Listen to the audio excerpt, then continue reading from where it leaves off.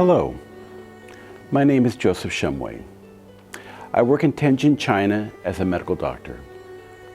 I love my job of running a hospital. You can see that I have suffered from an injury this past summer. It had been raining and a car turned right in front of me. I quickly braked on my rented bicycle and I flew over the handlebars and tumbled down the street. Several hours later, I stumbled into the emergency room of the hospital that I manage. I didn't arrive as a doctor, I came as a patient. Later, I found out that I had 2 fractured wrists and 2 fractured thumbs.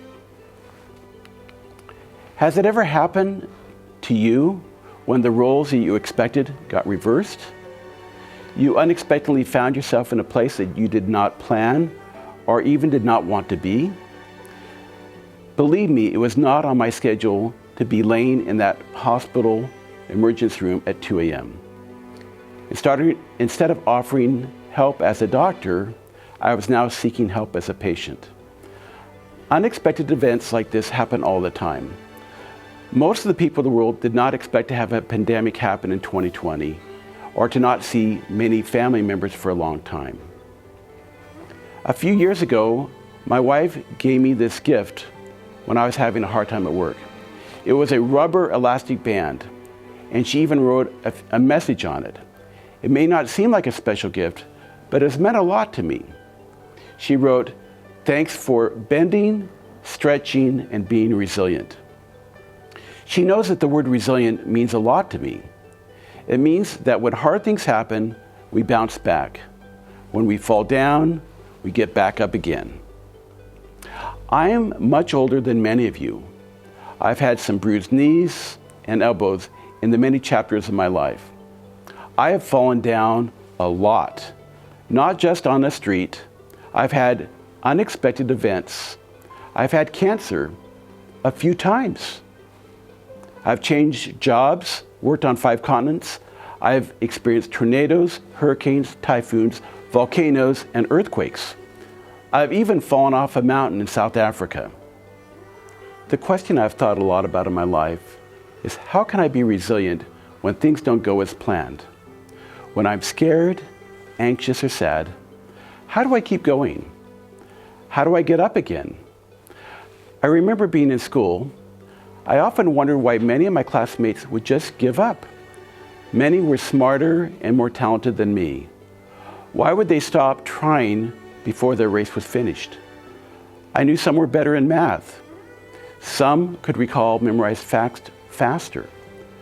Why didn't they stick it out and graduate? Why didn't they make their dreams come true? The point is, all of us will fail at something. All of us will sick or fail at a test. Right now, all of us are trying to endure COVID. Someday, maybe 1 or 2 of you will have a bike accident and fracture your wrists, just like me. We all fall down sometimes. That's normal. The great truth is this: falling down is ordinary, but getting up is extraordinary. After many years of thinking about how to be more resilient when we are stretched and sometimes fall, I want to give you 3 ideas that will help you when you hit a slippery spot in the road of life. Very few roads are smooth and straight. We become resilient as we prepare for the unexpected and random setbacks that will naturally occur. Maybe we'll encounter a big boulder or a pothole in the road. It doesn't matter if we're prepared.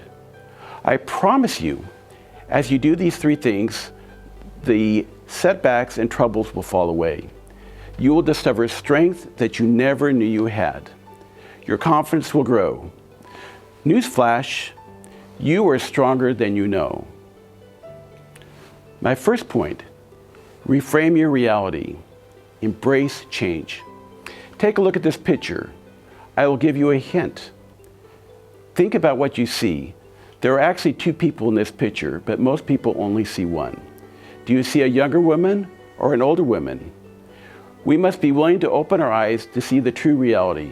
We must be willing to think and study. Even when we prepare, things don't always happen the way we plan. I'm not sure which image you saw first, but as you look for a new perspective, you will be able to see both people. Seeing the full picture is powerful. We have to constantly widen and reframe our reality. When we can see everything, we can adapt and change appropriately. I will give you one example from my own family. My father was a soldier in World War II. When he was 22, his platoon landed on the beaches of France. For many weeks, he fiercely fought until a landmine exploded underneath him. It killed his friend. On that sunny day, headed to Paris, my father was blinded. He would never see the sun again for another 67 years. He had planned to be a doctor, and now he had to instantly change his reality to a new perspective. That took courage and acceptance. My father did not waste any time grieving over the future he had lost. He came back home, got a job, married my mother, and started his family. 30 years later, he had 8 children, wealth, and international recognition.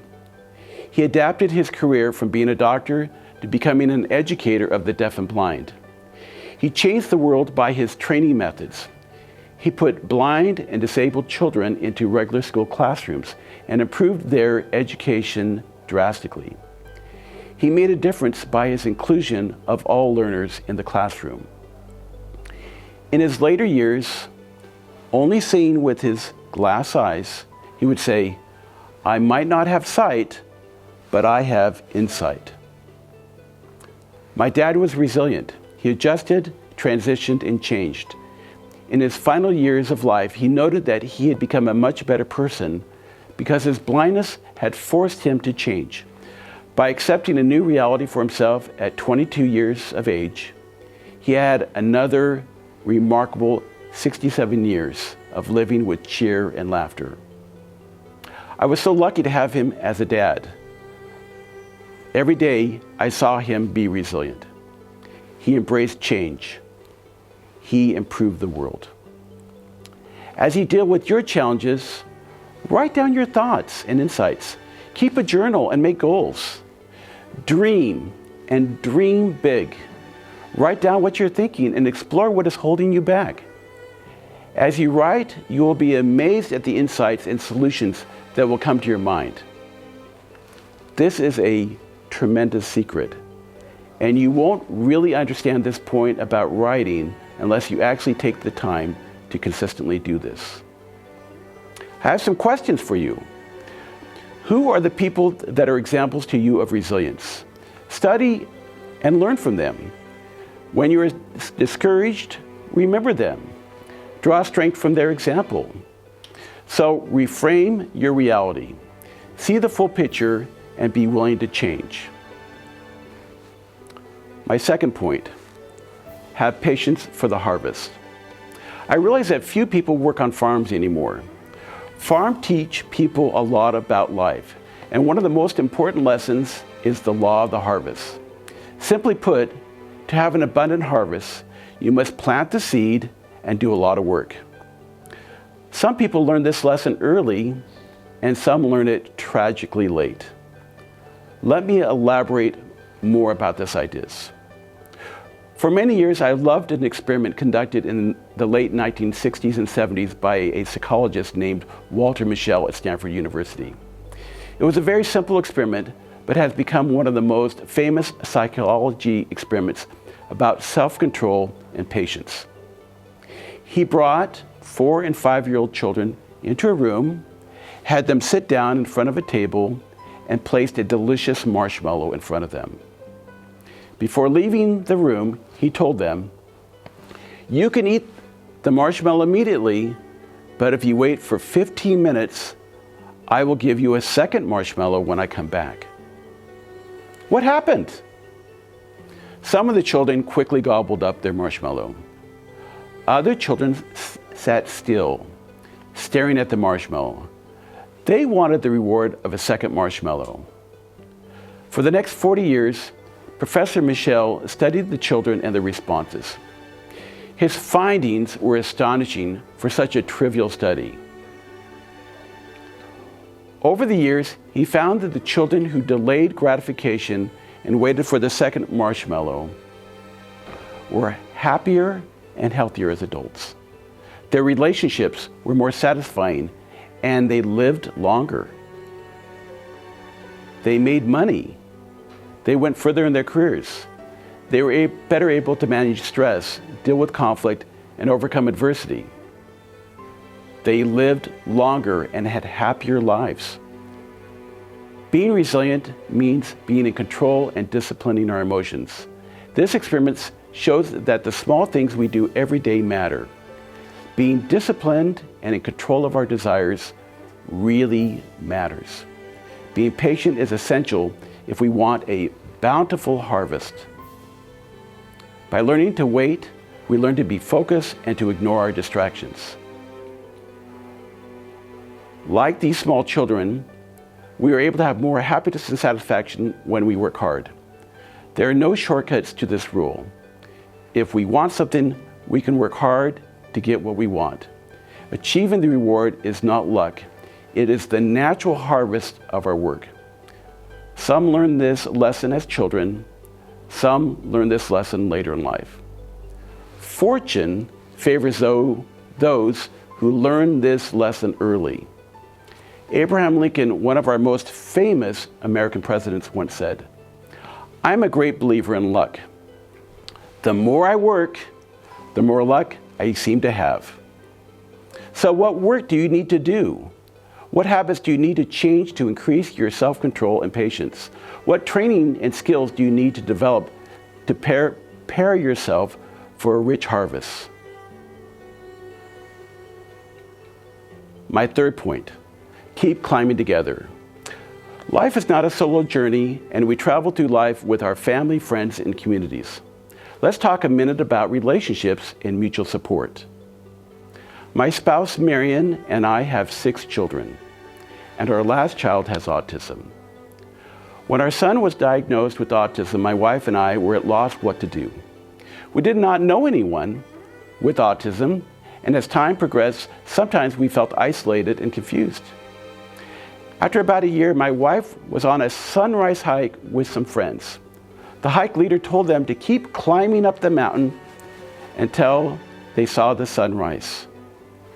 When my wife heard these words, she discovered a profound truth. She was in darkness and she just needed to keep climbing her autism mountain until she saw the sun. It was hard. There were some setbacks. There were some delays. As a family, we received a lot of help from people who just happened to come into our lives. We also sought help from others. We continued to try. We did not give up. When we got tired, we did not stop too long, except to take a little rest. We kept climbing. It took time, but the sun did rise when we got to the top. Looking back, we can see all the hard stretches and the challenges, but we would not change that journey. We are grateful for the challenges which have only strengthened our family. We are now enjoying the beautiful views from the top of our autism mountain. We have a wonderful son. What mountain are you climbing right now? Who can you invite to join you in your mountain expedition? Sometimes in our struggles and troubles, we need to be willing to ask for help. Don't feel like you have to be alone as you try to be resilient. Others can make you be more resilient. Connect with others who can cheer and encourage you. Sharing your journey with your family and your trusted friends will only enrich the quality of your life. Your joy will be increased because of the experience and the successes that you have shared with others. So just remember, if you feel discouraged, frustrated, or scared, embrace change. Have patience. Keep climbing, and always be willing to try. Never, never, never give up. And when you have mastered your mountain, go back and help some others climb. When you help others, the joy is even more complete. I know that change is the only really consistent part of life. I have now recovered from my recent wrist fractures, but that recent experience reminded me of these important life lessons. These strategies of thinking and living are useful. Many people have helped me all my life. The most important accomplishments of my life are the result of a lot of love and teamwork. When you fall, be sure to get right back up. Please be sure to lend a helping hand to all your fellow climbers who may need a hand up as well. With these tools, you can be resilient as an individual. You can do hard things, and remember, you are stronger than you think.